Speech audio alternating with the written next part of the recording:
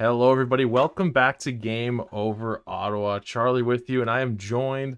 Finally, it feels like it's been too long, man. I'm joined by Terry McGurrin. I think when I first brought you on, I just called you a jack of all trades. But for anyone who wasn't a viewer from last season, Terry does a little bit of everything: actor, writer, uh, honestly, jack of all trades. When people ask, like, what do you do? How do you if someone's not familiar with you and comes up to you and asks you what you do, how do you try and narrow it down without talking for the next 5 minutes? I just say I work in animation. On All it, I say. great. Yeah. That's And people go, perfect. oh, okay. Then they go, I guess it's the boring part. And then they don't talk to me. Yeah. Well, luckily for us, Terry is a great guest. You've been on the show 3 times last season, and it feels like it's always an eventful game with you. Always. Yeah. There's always a Last time you were big on the show was injury. it was the Colorado game where um Lars Eller scored that goal on the non-whistle goal there when the Sens lost by Yeah. a single goal. Oh, Um, Before that, it was actually, well, listen, I should just bring you on for Red Wings games because last time you were on for a Red Wings game was the when the Sens won the second of those back-to-back games against the Wings heading into the trade deadline. yes. All the Wings games. I'll take them. All of them, every single Yeah. one. Which actually, weird. This is already the third game against the Wings this season for the Sens. Yeah. What do they got? They got two more? It's I don't even know. I should know this. I'm the person who should know this. I'm not sure. I haven't checked the schedule that far in advance. But Yeah. anyway, we should talk about the game. First of all, Sens win. Sens with a huge win, 5-1, and I'm gonna hit the Sens button because the Detroit Red Wings just got sensed pretty badly. Um Yeah. Before we break down anything else, though, as far as the game goes, just want to say right off the top, really hope Dylan Larkin is okay. Yeah. Really scary seeing him on the ice there. I'm glad that it wasn't a stretcher that was needed. Like, I'm glad he was able to at least get off the ice with a lot of help, granted. But I'm really hoping he's okay, and just a really really scary moment on the ice there. Yeah, I agree. And I think, I mean, I guess we'll get into more details about it as we talk about it, but a bit of a fluky combo hit that I think did what it Oh did. yeah. It was Yeah. just a horrible storm of just limbs Yeah. in certain places. Yeah. But I mean, it depends on how you want to do this. You're the guest. Let's go with how you want to do this. Do you want to start out with just general breaking down the game? Do you want to just start with that and how I think the timing of that, you could have expected this game to go a lot like the Sens Panthers game, just a complete like mess of a game with a million penalty minutes, and it didn't go that And way. but it did start that way. Like the first period was, I don't know how much even ice, even time there was on the ice. Yeah. Oh, that I was looking at Smejkal because he just like either we were killing penalties or we were on the power play. And in the Oh, poor first guy. period, Yeah. he played 45 seconds. He got one shift in the whole first period. And I was thinking, like, oh man, like that. And I'll say, jumping towards the end of the game, it was really nice to see DJ Smith put him on that last 38-second power play. Um, Yes. that to me was a sign that maybe DJ Smith wasn't unhappy with what he saw in Smejkal. Um, Although he didn't do much. I think he missed two shots, one and missed the net, and the other one in the halfway through the third, he shot it into a Detroit player who then got a And then breakaway. yeah, it came back the Yeah. other way. So Yeah. you're like, And I think you ugh. nailed it. Didn't you tweet just before the game about how he was going to play 7 minutes? He played 6:55. Oh, look at that. You were right on the money, man. You were right Yeah. there. Yeah. Um, yeah. But yeah, I missed that's the a really good Rangers point game too. by one goal too. I tweeted out at like 4 o'clock in the afternoon that it was going to be a 5-2 win for Ottawa. And it ended up 6-2 because for some reason the Rangers pulled the goalie. Silly. Come on. It was over. Yeah, no. If the Rangers had done any research and watched Ottawa Senators games, they'd know you can't score with an empty net. Um, That's right. yeah. Yeah. So yeah, honestly, like the Sens. I mean, I think the Sens were the better team for majority of this game. It wasn't nearly as lopsided as the last couple of games, especially that Leafs game. Sens should have won that game without a doubt, but not nearly as Yeah. lopsided. I will say though, I think they were the better team, and it's just nice to see the Sens win a game where they were the better team, because I think it was the first time before, so it's definitely the first time now. I think the Sens have been the better team the last 5 games in a row. We haven't been able to say that as Sens fans once this season. So like they've won like 3 out of 5 is all right as far as the wins go, but just seeing this product on the ice, it's so refreshing to see this team consistently play well. Yeah, exactly. And for God's sakes, that we scored 2 unanswered goals in the second period. The second period. We don't Can you do that. believe it? Can you believe it? Yeah. So that was nice to see. I agree, there's some consistency happening. And I mean, I don't know when DJ Smith knew Jacques Martin was coming in, or how much Jacques Martin is whispering in his ear right now, or is Jacques Martin just watching and DJ Smith is like freaking out? I don't know. I would love to know how much pull Jacques has right now. Like what? Because even when he came, because when he came in, they had already started to play a little bit better. But like I don't know, and I don't know. I think I wonder if they asked him if he just wanted the coaching job, and he said, "Dude, I'm 70." Like I wonder if that I has much. I don't know. I don't know either. I think maybe Andlauer probably, after going up and saying DJ Smith, we're happy with DJ Smith, we're keeping DJ Smith. I think maybe his plan was to bring in someone that was like, he's above you, but not, you're still the coach, Yeah, that makes sense. Yeah. And Jacques Martin, why wouldn't DJ Smith want to hear what Jacques Martin says? Like, Yeah, yeah. I mean, Um. he's got to be exhausted of playing 500 hockey too. Oh yeah, yeah. You must be. It's somehow worse than being bad. Like just not being good is worse than being bad, if that makes any sense at all. Yeah. Um, but yeah, as far as this game goes, a couple of fun notes. First goal of the game coming from Claude Giroux, who scored his 100th point as an Ottawa Senator in game 104, if you can believe that. Wow. I can't believe how. I mean, I was psyched when the signing. I think every Sens fan on the planet went, "Oh, this is great," and none of us knew how great it really was. I mean, a lot of people were talking about he's coming in, he's going to play with young guys. That it generally happens with guys that age. They get rejuvenated and kind of have a great start to a season, but then it kind of, their age catches up with them. But yeah, I agree. It was one of the more exciting signings for me.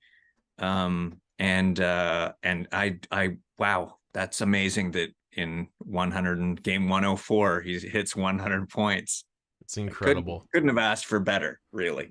No, I'm blown away, and he's just so fun to watch. Just I mean, like even just production aside, just the way he plays the game, just really really enjoyable. Past that, a negative milestone.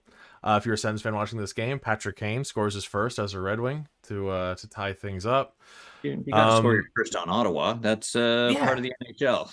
That's it. Exactly. Yeah, that wasn't as fun for me to write down. Then we got, and I would love to spend some time talking about Tarasenko, or as we as Sens fans affectionately call him, Terry Stinko. Have you missed that? I've missed that.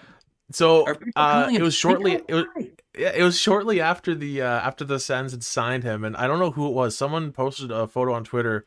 Their dad texted them saying, "Who's this guy that TSN 1200 says the Sens signed? Terry Stinko?" So that's just been that's what everyone calls him now. Well, I guess not everyone. Missed that. Yeah, it's a good meme.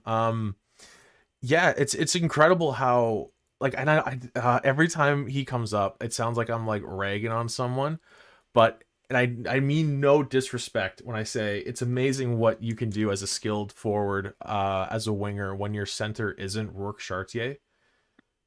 It, it's, I mean, it's fair, you know.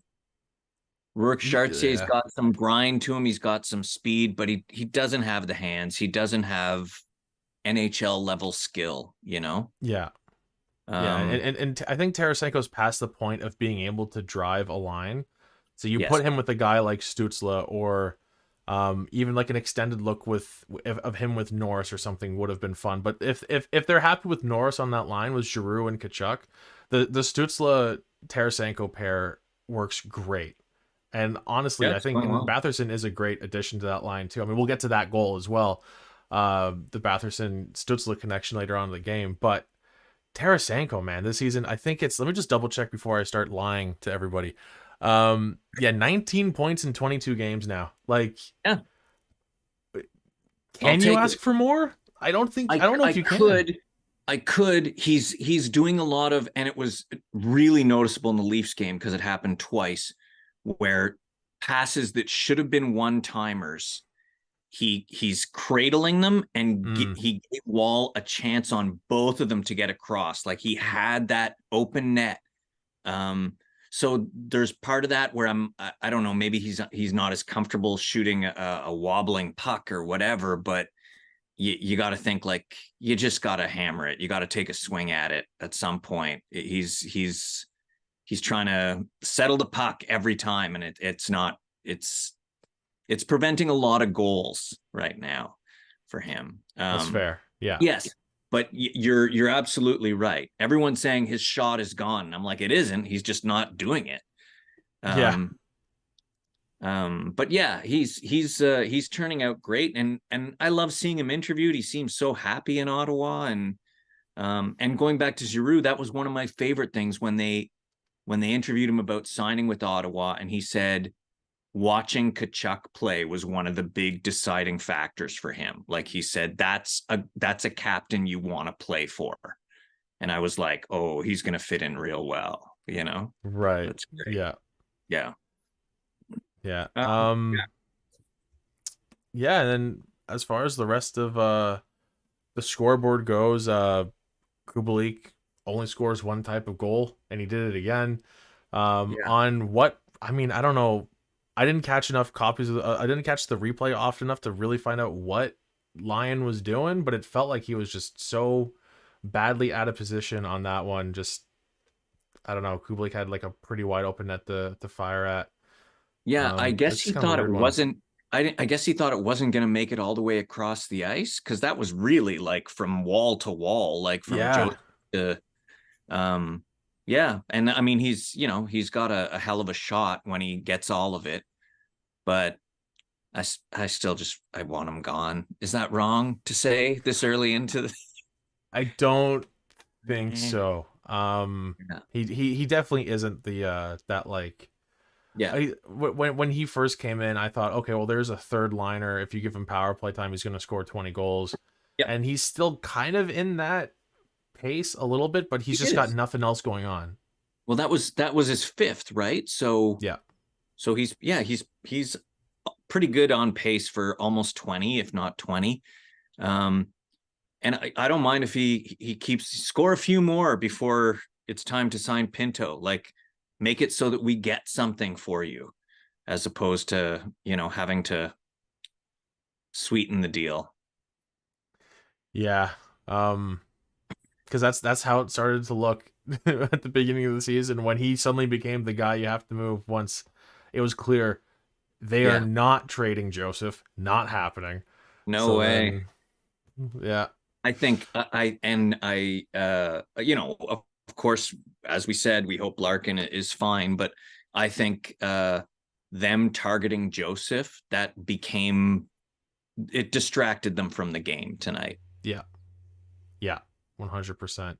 Yeah. Um, yeah, and I guess other than that, just to round out a recap of what went down in the game, as far as the scoring goes, Batherson with one of the nicest passes, I think, maybe probably the nicest pass he's ever made Yeah. to Tim Stützle, just streaking down just alone.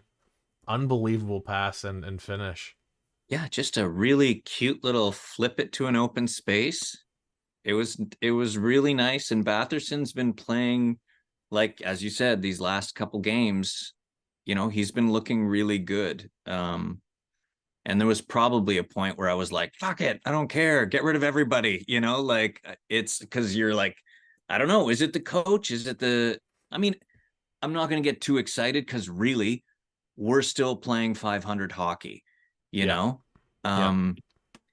So we'll see what happens, but it is nice to see a string of games with consistency. And I'm sorry, but if we're going to talk fun goals, that Jake Sanderson, like 3-pointer Yeah.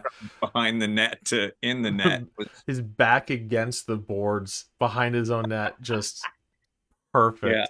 I yeah, love it. He's just, I guarantee not once did he consider icing. He's just like, I'm nailing it. He just, that was yeah, beautiful. yeah, That was great.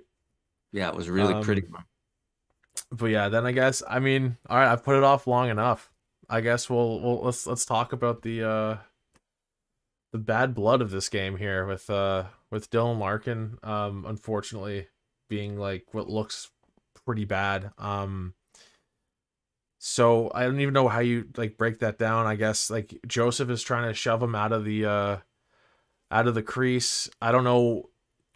I don't the thing is I don't want to like, I don't want to say that I know what Joseph was trying to do, but I also don't want to sound like a biased Sens fan where I'm saying he obviously was trying to hit him in the shoulder. We don't know, like we don't know. No, But just he caught him in the head with his glove. Larkin kind of spins around, head goes straight into Parker Kelly. Um yeah, and I imagine that's where most of the damage was done. yeah. Um your entire body is flying one way and then just an immediate stop, like it just hitting Kelly there, and then yeah, just like a really scary scene. Larkin down on the ice, and then as Zub, who had nothing to do with it, is He's calling waving for for the, the yeah, stretcher, for God's yeah, sakes. he's trying to get some help on the ice. David Yeah, Perron goes, that's my guy, yep. charges at him with a jumping high stick to the head. um and like I understand as far as like fans showing a bit of animosity towards Joseph in the building because they didn't get to see the multiple replays and angles that all of us at home got to see. But like, let's be real, the 2-minute minors to Joseph and Kelly and the 5-minute major in a game to Perron, the refs nailed it. The refs nailed it, and I'm shocked that they did because I had no faith in that going into that. Yeah. Um, I think the refs absolutely, like, I think they got it perfect. I might and I don't think this is me just, being wearing my Sens glasses. I think Kelly was put in the box for 2 minutes because of the what happened, because Larkin went down. Yeah, Because I don't think Kelly really deserved a you're right. roughing penalty. He was skating into the play, and Larkin's turning with his head down, and Kelly essentially crunches his neck. Um, I don't know. But I got it. Like, I agree. And I was like, well, at Yeah. least, and Joseph didn't catch him with the stick. That was super clear in the replays. It was Hmm. all to the side of the head. He definitely deserved that 2 minutes that he got. But what are we thinking for Perron? Like, I'm assuming there's going to be games. I really hope there's games, and I hope it's a lot. I'm just a little bit concerned with the league maybe looking at, I don't know. I'm trying to be objective with this, but I am a little bit concerned about the league looking at that and going, well, Larkin's hurt. We can't take away another player. Like I'm terrified it's only going to be either a fine or a couple of games. That, like, it could be double digits, and I would agree with it. It was it was gross. Yeah. Honestly, like After the it was whistle, gross. Yeah. it's um let me And I don't know see. who it was on the Red Wings, but after Perron went to take down Zub, Joseph was like standing next to Larkin, like also waving people over. And I don't know who it was on the Red Wings, but someone came by and just kind of gave Joseph the shoulder, like tried to shove him out of there, like and getting Joseph off balance. Like, you really want this guy off balance on skates around an unconscious player on your team? Like, that was Yeah. just so stupid as well. Yeah. It's just creating even more danger in what is already just a really, like, really scary play.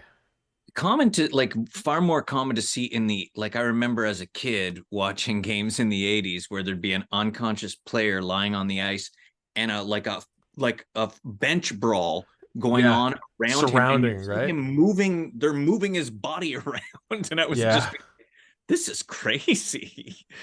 I'm trying to find David Perron suspensions, but I don't think he's been suspended. Am I crazy? I mean, I've never considered him like a dirty player before, so it's entirely possible he's got a clean record up to this point. Hmm. If someone in the chat knows, I'm at cap friendly, and it doesn't seem to be suspensions, but yeah. Hmm.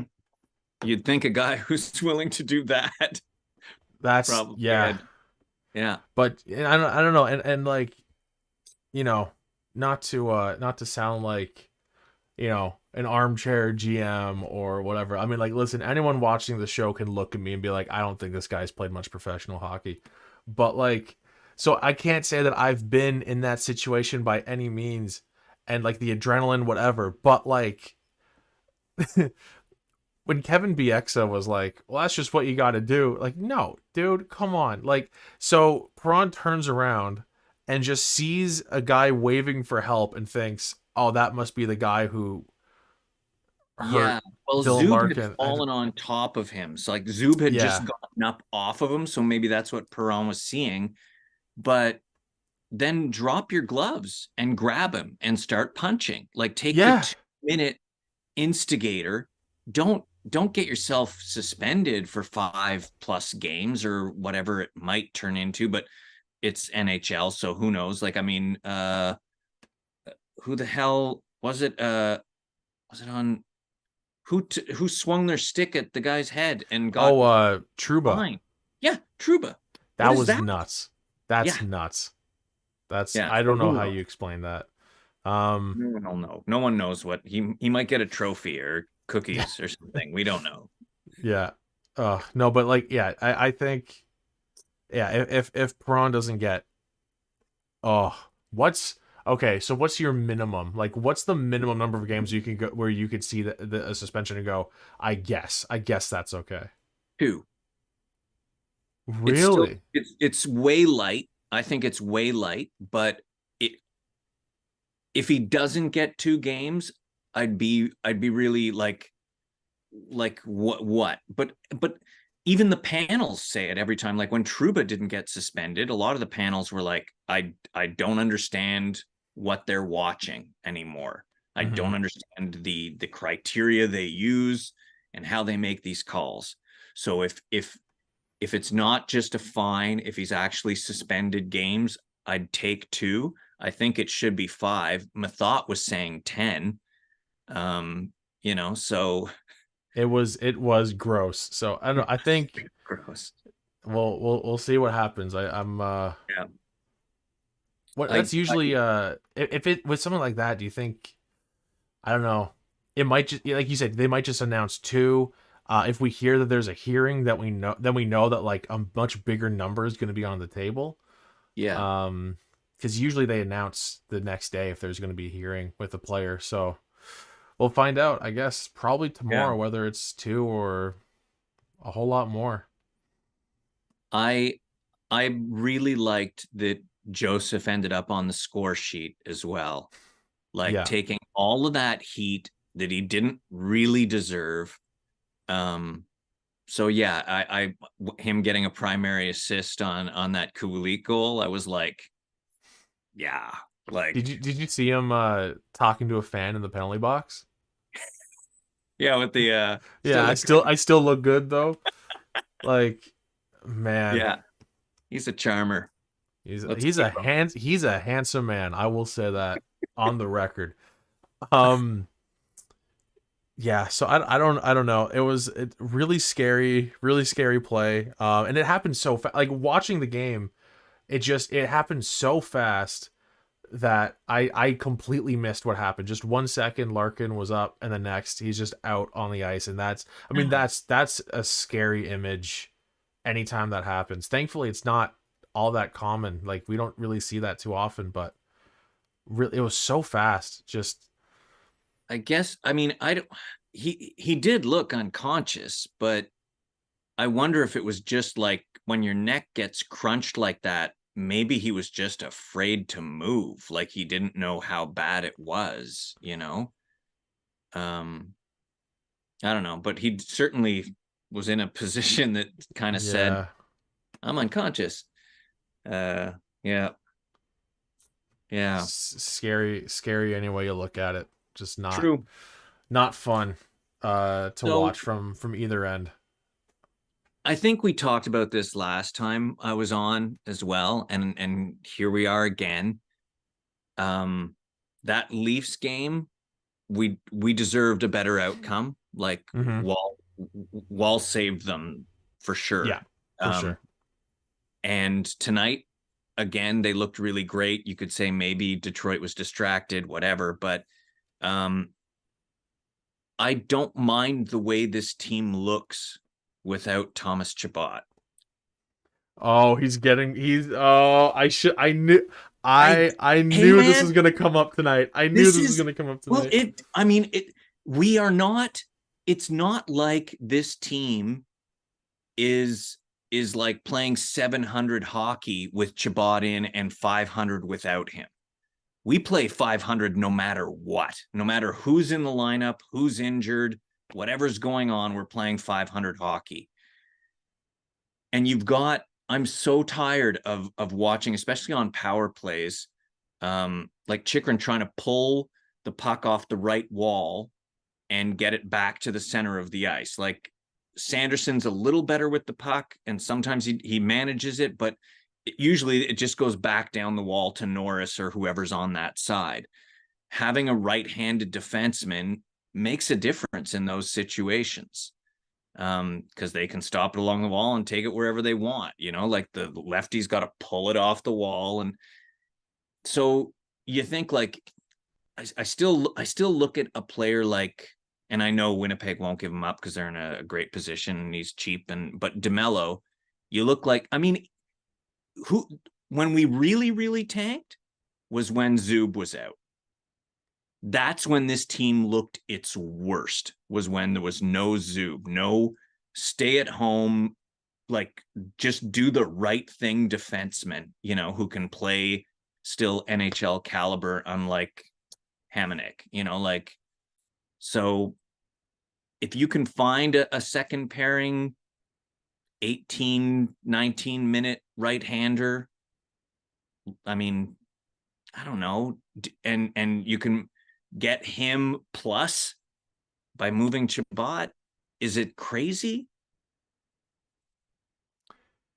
I think it might be a little crazy now. Um, Maybe worth thinking about in the off season. I think my concern is now. And I mean, obviously, there's still 3 quarters of the season to go.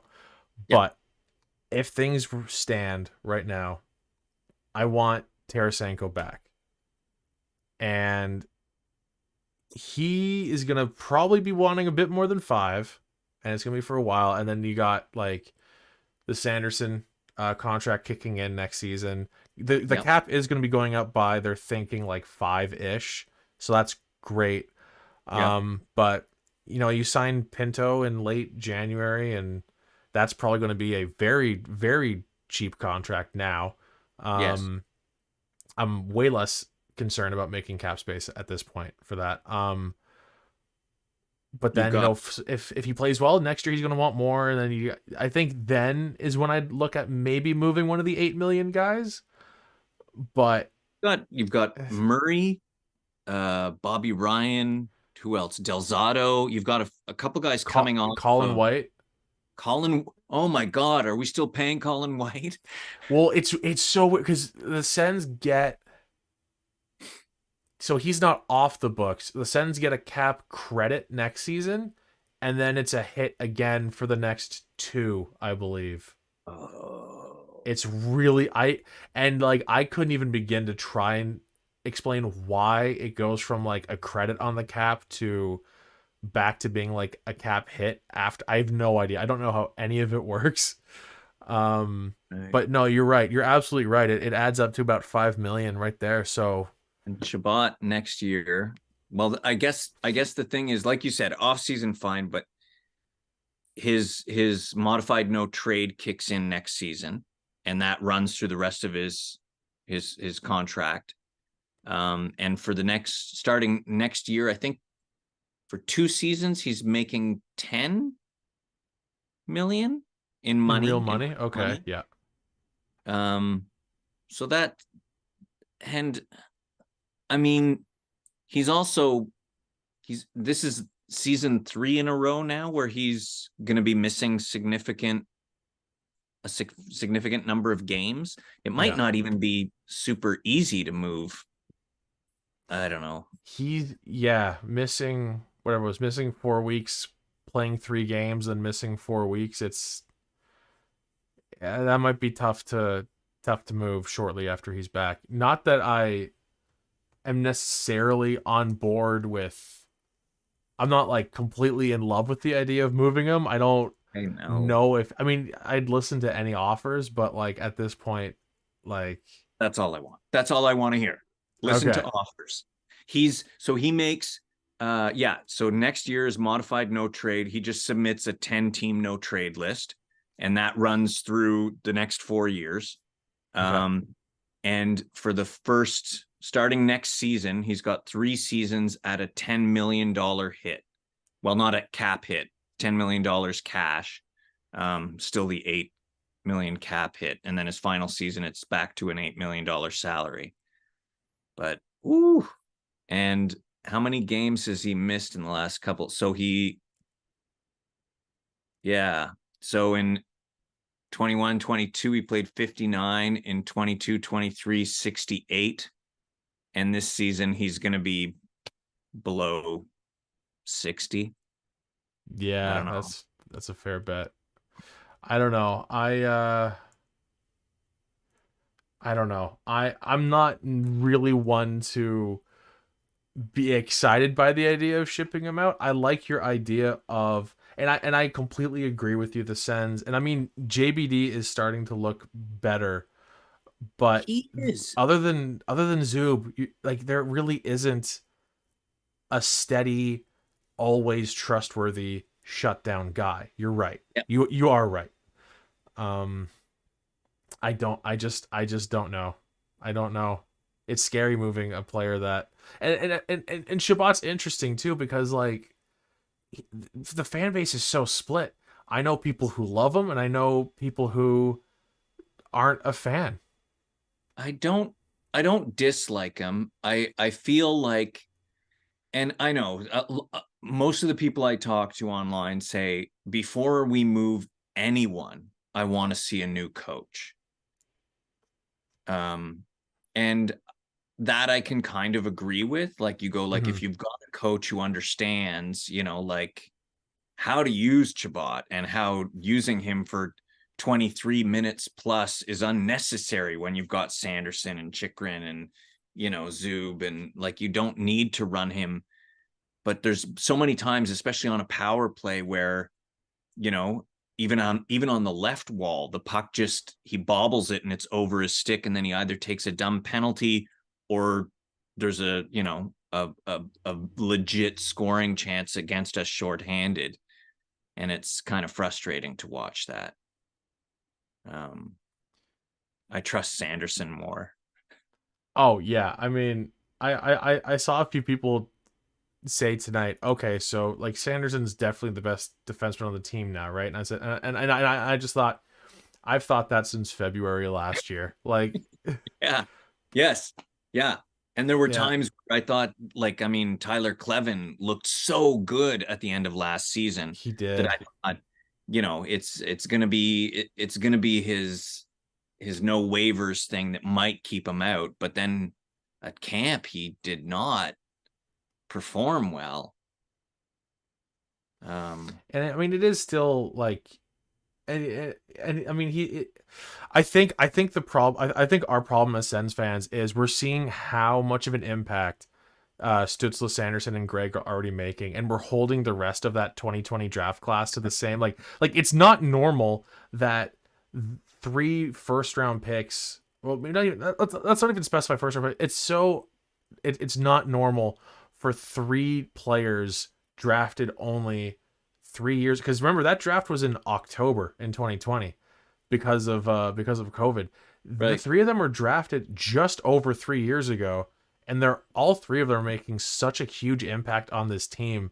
And I kind of get stuck in that too, where I'm thinking, well, if they're here, like, these are other bums still in the minors. What's going on there? It's like, oh yeah, they're 21. Like it's one of Yeah. those Yeah. things. Fair. I do think Clevin is like, when I mean, I also had very high hopes for Clevin coming into the season, because the first thing I thought when Hamonic was re-signed for the 2 years, I thought, oh no, because I wanted the Clevin, and I know two left-handed, whatever. Like, there are some people who swear by the one lefty, one righty on defense. I've never Yeah. really been one of those, but I wanted to see a Branstrom Clevin pairing, like, for a full season, just see what that's like. Hmm. Um, but Yeah. I don't know. Now it feels like they're trying to get Branstrom out, and maybe Hamnick is who's gonna be stuck to Clevin. I don't know, in the future, next season. Oh, I don't know. when I saw Hamonic resigned, I thought that was a good sign for Clevin. I thought they brought in Hamonic to go like, all right, you're gonna show this young kid the ropes, kind of thing. Which I know people would be like, why would Hamonic show anyone the ropes? But Yeah. Hamonic is also like, he is one of the only defense. Him and Zub are the only two defensemen we have that actually lay hits. Like, and that it's nice to see Greg back in the lineup, um, because he's a guy who loves to hit too, and we need so much more of that, because this entire team, other than Kachuk, of course, just loves to stick check, and it makes me crazy. I'm like, Yeah. why are you letting up on a guy? Or he's, Chikrin. I thought Chikrin was a bit like a physical. He's a beast.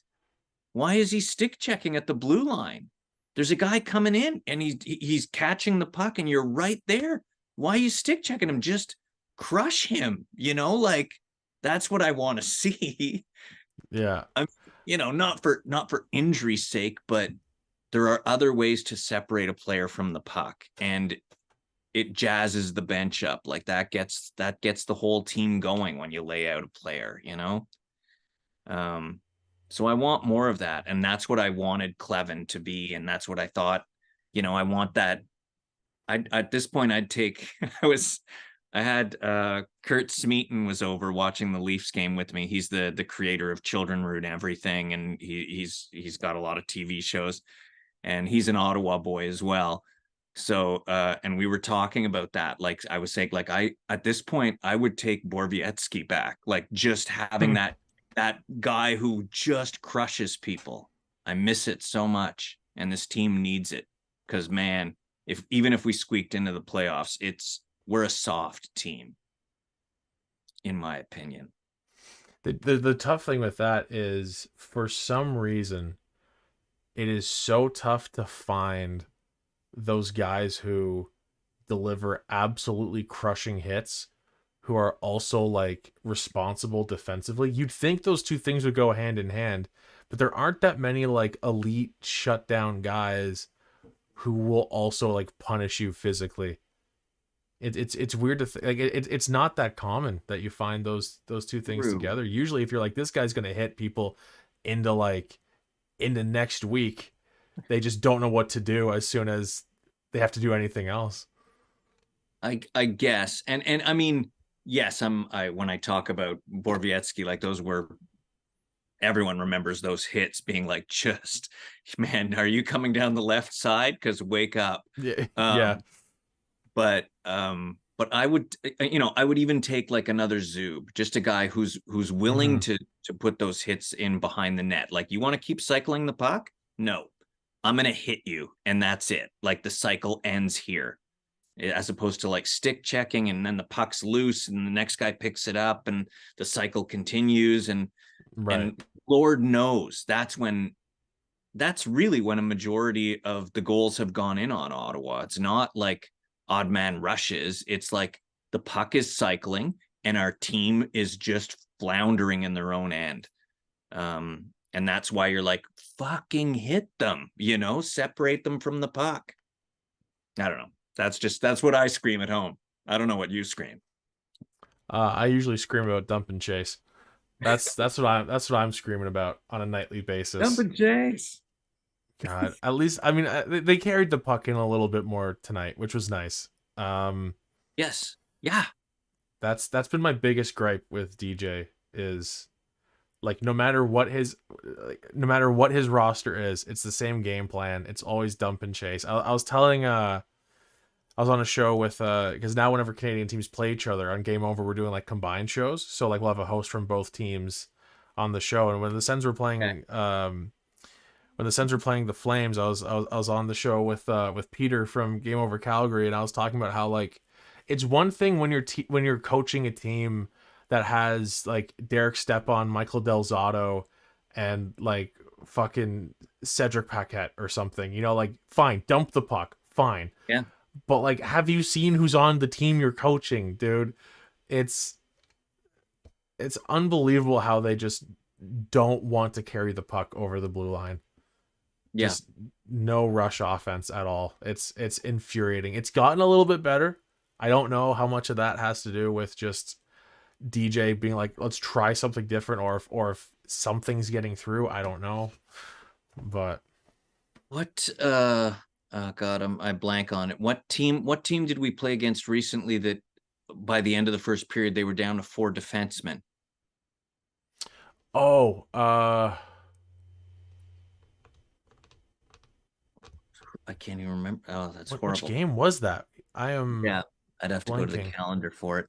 Um, but I do remember, Oh, and the still Islanders. Yeah, Ham's in the Islanders. chat. Yeah, it was the Thank you. Islanders. Yeah, Thank you. Yeah, and that night they weren't even chasing. They were just dumping. And it was like that that was that was the night, I think, where I was like, I don't care who you trade at this point. Like, I honestly, I went to bed so angry. I thought, I don't know if I can keep watching games. I thought I might have to reach out to Charlie and say, you should find someone else, because I don't know if I'll be watching any more hockey in my yeah. lifetime. Yeah, that was an infuriating game. And that's like you said, that's when you go, like, as a coach, when you go, look, okay, if you're not changing your game plan, if you're not going into the locker room and go, okay, they're down to 4 defensemen, so here's what we're gonna do. No, we're playing the exact same way. It's like, okay, Yeah. yeah, I no, just I don't know. Like, and I understand coaches have their systems. Coaches have what they like to do. But do you really not make any adjustments based on the players you have? Like, or it the doesn't make team any you're sense. facing, like, yeah, if you've got teams that stand up in the neutral zone and then the defensemen are just waiting for you to dump the puck in, what's the point of continuing to dump the puck? Like, Yeah. Yeah. yeah, Yeah. it's yeah. So I don't know. Hopefully, I think Jacques Martin being around will change things. Um, and I don't know. We'll see what happens. But again, we're right now, I don't know. Everyone's feeling pretty good about being 500 right now. So that's a God. weird Oh, feeling. I have we've dealt with a lot being Sens fans over the last handful of years. I think a top three angriest I've ever been at this team was at the end of October when DJ said the goal was to be 500 or better, and we did that. I was, oh man, I was so mad. Like, what are you talking about? Yeah. This, like, the team could have been 3-6 or something. They'd be like, yeah, no, we're right on track. Like, this, no, you did not come into the season going, if we're 500 by the end of October, we're really doing it. No, Yeah. shut up. Like that, that is like the maddest I've been at this team in a Yeah. long time, which says a lot given what this team has done over the last few years. Um, to still be right around 500 after November, we are about a third of the way through December. And granted, well, worth noting, the Sens played so little in November. I only did 4 episodes of Game Over in November. This is my 4th episode of Game Over of December. So, like, it's like Yeah. a lot more games. But still, like, the end of November, you're right at 500. A third of the way through December, you're still at 500. Like, when are you not? They just keep saying like, no, we're playing well, and we're doing what we want. Like, no, like, Yeah. The not getting the bounces, if we play like that, every night, we're going to win more games than we lose. oh my god, Doesn't mean anything to anyone when you're losing games. yeah, And at the end of November, we were below 500. So tonight, now December, we're 3-2, so we're back to 500. So I don't know. I'd love to say I think this team makes the playoffs, but it's tough. Like, I'm so blinded by the fact that they've looked so good for the last 5 games. And I'm trying my best to stay do my best to stay as, like, I don't know. Like, I don't want to lean too far in either direction. They haven't played. I think as good as it is that they've looked good the last 5 games in a row, it's also a red flag that 22 games into the season, they've looked good 5 games in a row once. That's concerning at the same time. If the truth is, if they miss the playoffs, it's a failure of a season. This is the first time since the rebuild began that it's a season where it's playoffs or bust, right? And I don't know. I'm struggling with it. I mean, you can talk about the drama of the new ownership comes in a little later than everyone hoped for, so he can't really make changes. The Pinto, like, what's going on? Oh, he's gone for 41 games. Couple injuries, but that's, nothing new. And what was the other big drama? What's the other? I can't even remember now. There was something else, wasn't there? Oh, yes, of course. Losing our first round pick. Oh my god. How did that I think I repressed it. I'm so sorry. I'm so sorry. I didn't even come with a trigger warning. No, dude, I spent a week trying to forget it, and then it worked, and now it's back. Yeah, I guess I had done that too, because that's And I don't even I talked about this with my buddy who was over the other night. I said, like, I don't know. I understand Andlauer suing the NHL would be a horrible way to start his, tenure as an owner. But to go through all of those negotiations where the NHL was completely involved in every step and never mentioned, by the way, Pinto is under review and might be suspended forever or half the season.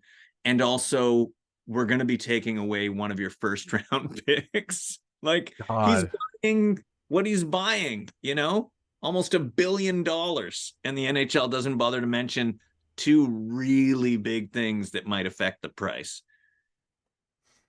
Crazy. Yeah. Um. God, I wonder. Do you remember when Kovalchuk left the Devils to head to the KHL and they were fined a first round pick, and then the league went, actually, never mind. I'm I don't believe it, but I'm holding out hope a little bit. I don't know. I don't know. And the thing is too, like, so they gave them the flexibility of picking when in the next 3 years they're going to give up a first. Yeah. Um, Won't be this year. doesn't look like it unless No. they aren't in love with unless like they just narrowly missed the playoffs and they have pick 15 and then they're getting pick 32 because you can't possibly get the better of two first round picks when you're trading Alex DeBrincat.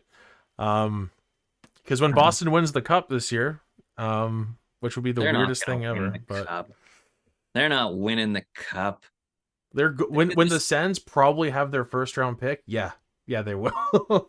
I mean, last year that was the best record ever. Was it the best record ever, or the best record since like the Montreal heydays?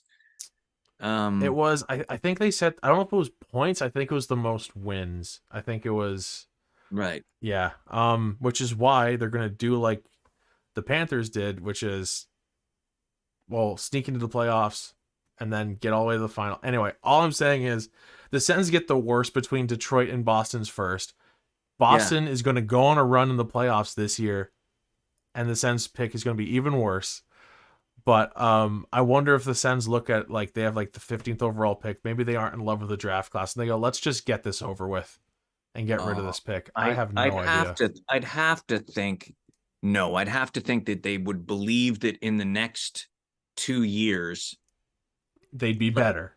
That they'd have to think that. We'd have to save it for when we're in the playoffs. And like, no disrespect to the person, Tyler Boucher, but honestly, just on paper, the Sens haven't had a first round pick in 3 years. Like, they literally haven't the last 2 years, and Boucher, just nobody knows what his injury is. He hasn't skated since the summer. It just feels like the Sens haven't had a first round pick in 3 years. So I disagree with them even considering not keeping their pick. They need to. The cupboards are empty, man. There's nobody outside of, like, you look at like that 2020 class past the first round. Clevin, I still have very high hopes for. Marilyn in the third round, I have high hopes for him. He's kind of struggled NHL and AHL, but like last season, man, at 20 years old, he had a 917 in the top finish. He was 5th in the league in save percentage. I have hope for him too. But past those guys, Sogard, yeah, I think goaltending is in a great spot, honestly. But past that, man, the prospects to bring up to there's nothing there. They need to replenish this. So I guess so. I mean, I think there's guys that are gonna play. Like, I'm kind of baffled that Cruikshank hadn't been called up at any point. I was looking at where was did I write that down somewhere in here? Cruikshank had some insane stats going.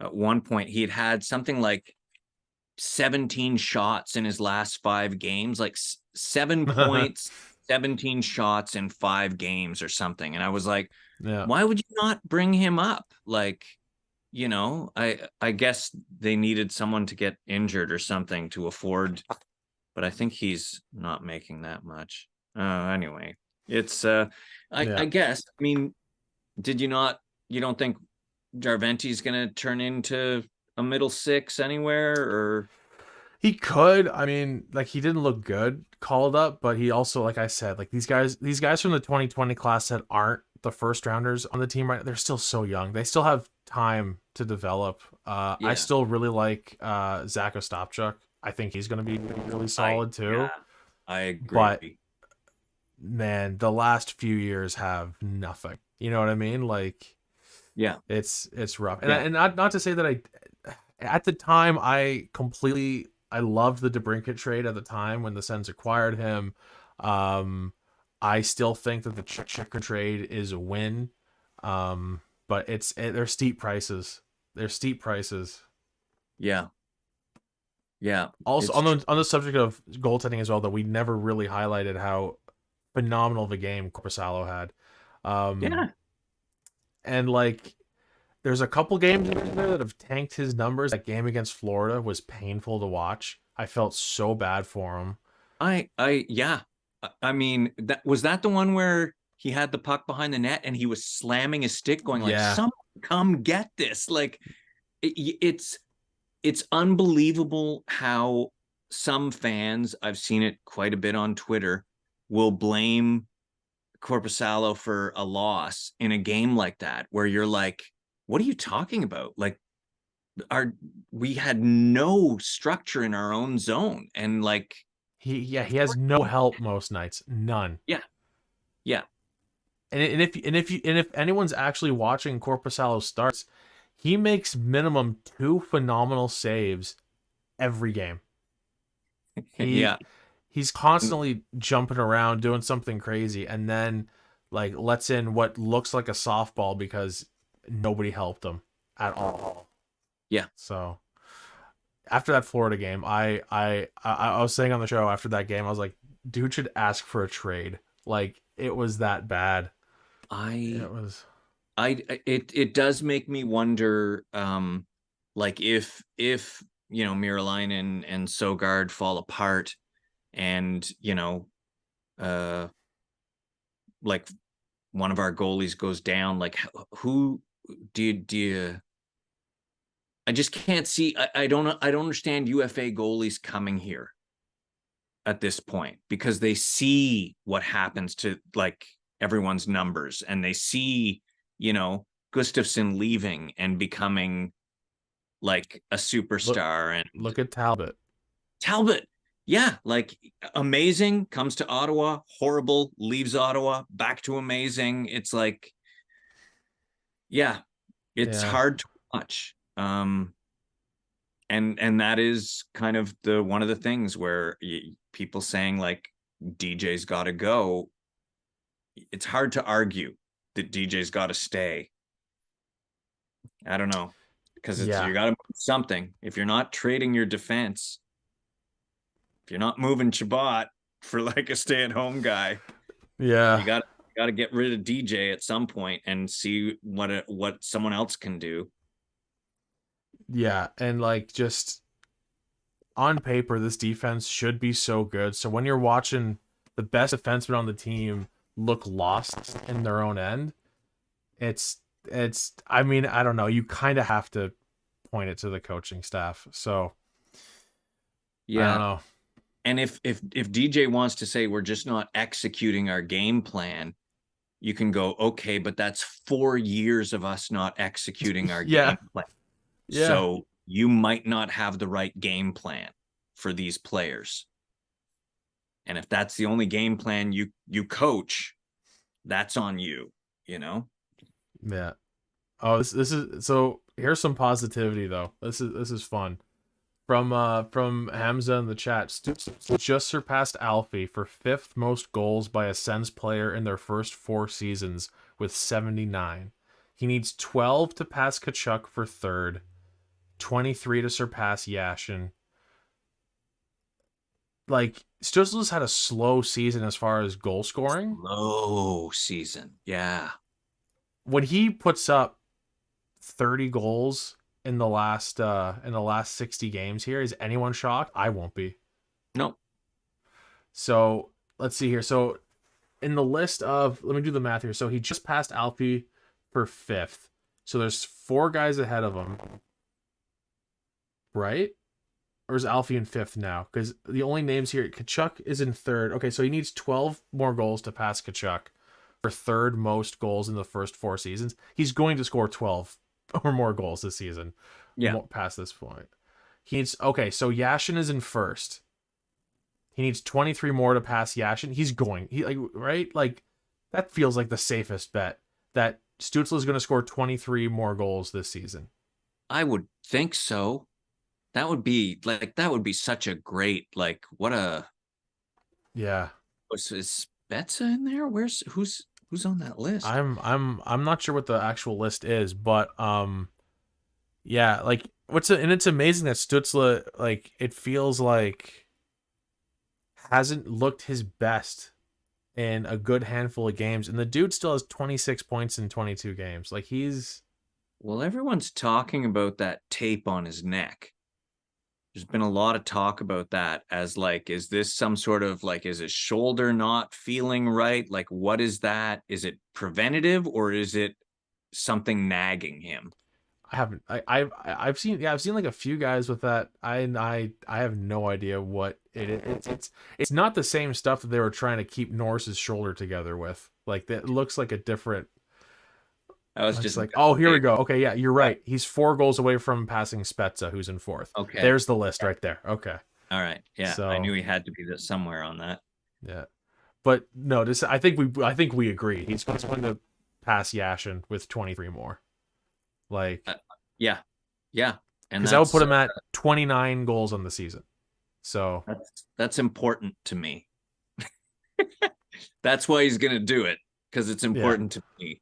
Yeah. Oh, Havlat is second. That's cool. Okay. Oh, Wow. huh. Havlat second with my first ever favorite hockey player, Martin Havlat. Nice. Because he was traded. Havlat was traded in. It was following the 05-06 season, I think. Um, I think it's just because I was a kid and I thought Havlat was a cool name. I think it was as simple as that. Like, because I first started was like staying up watching games at like 2003 or something. Not to make anyone watching feel old or anything. Well, yeah. Well, I mean, yeah. Yeah, I feel yeah. very old because I'm Because like, my favorite player as a kid was Dale Hunter. So yeah, so yeah, that's how old I am. Yeah, yeah. just because I got to watch him in the playoffs beat up his own brother on the ice. So Oh man, could you imagine a playoff series with the Kachucks? I wouldn't want to see it because I think Brady changes the way he plays. He's too nice, you know?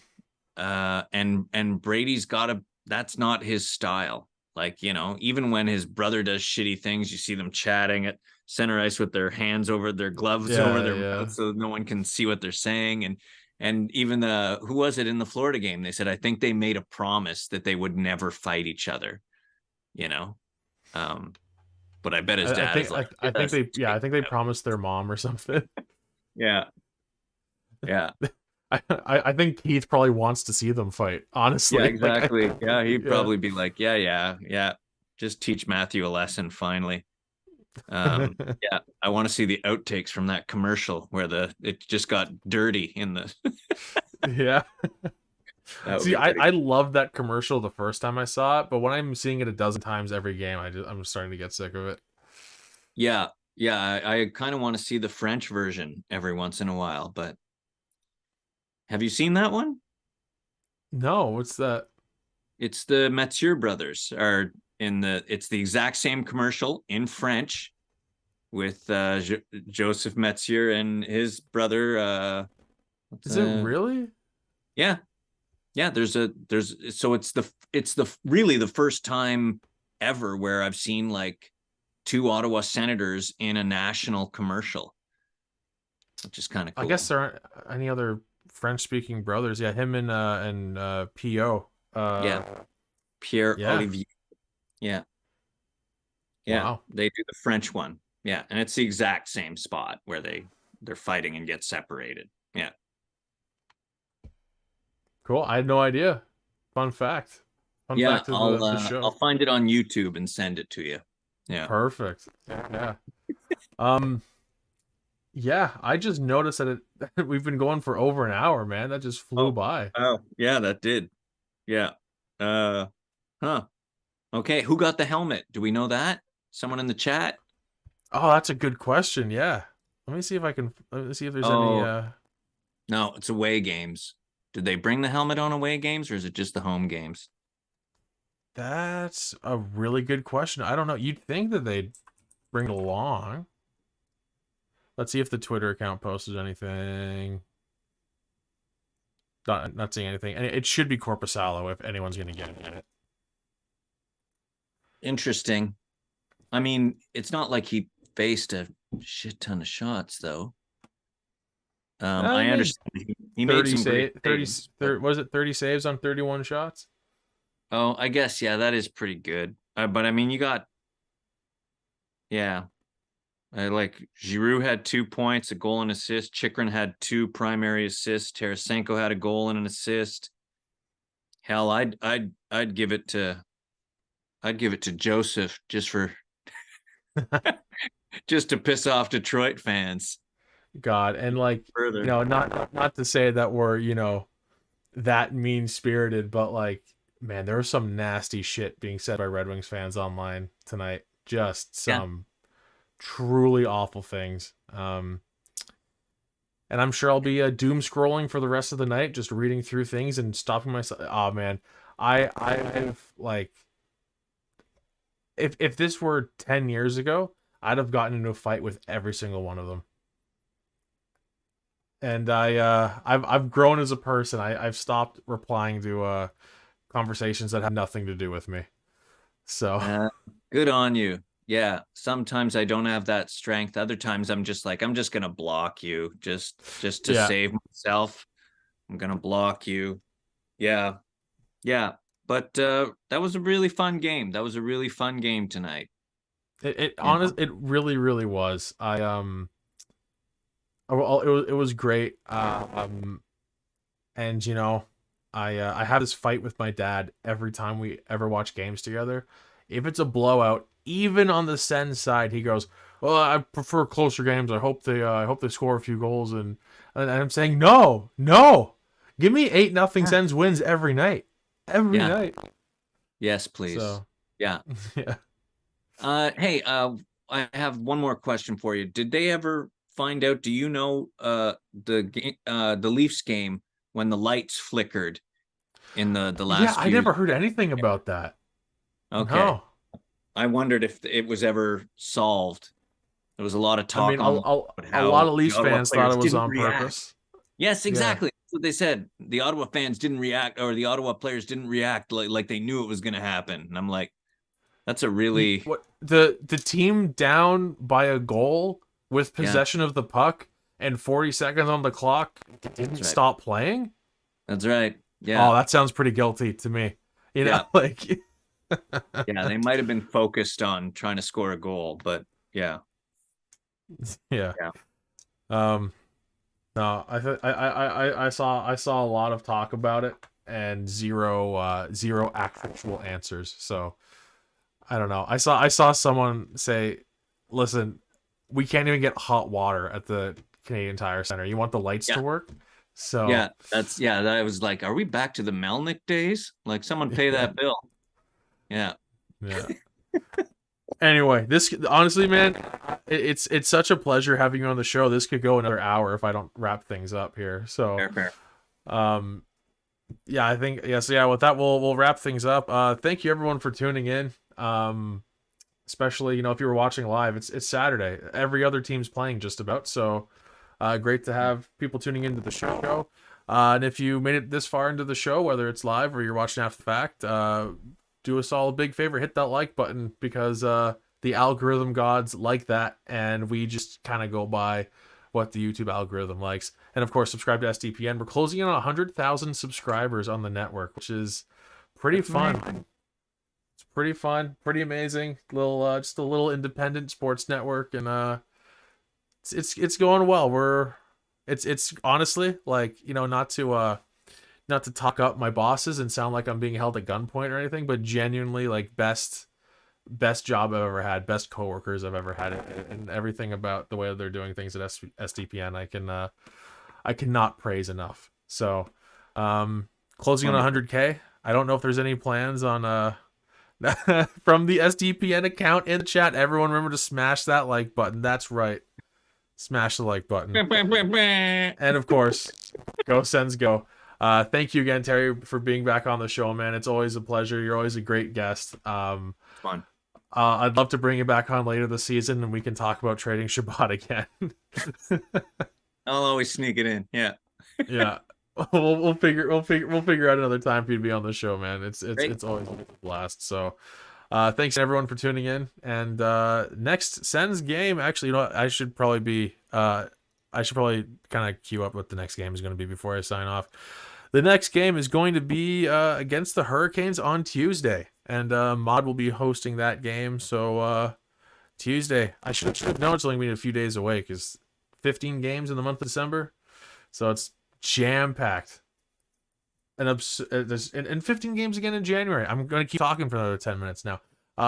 So many games after having so much time off in November. It's too many. Also, yeah, Terry's jersey is elite. Yes, it is. Yeah. It's phenomenal. All right, with that, I'm actually going to end the show now, guys. I'm so bad at ending the show. I just start going in circles. All right, we'll call it there. Thanks everyone for tuning in, and we'll see you next time.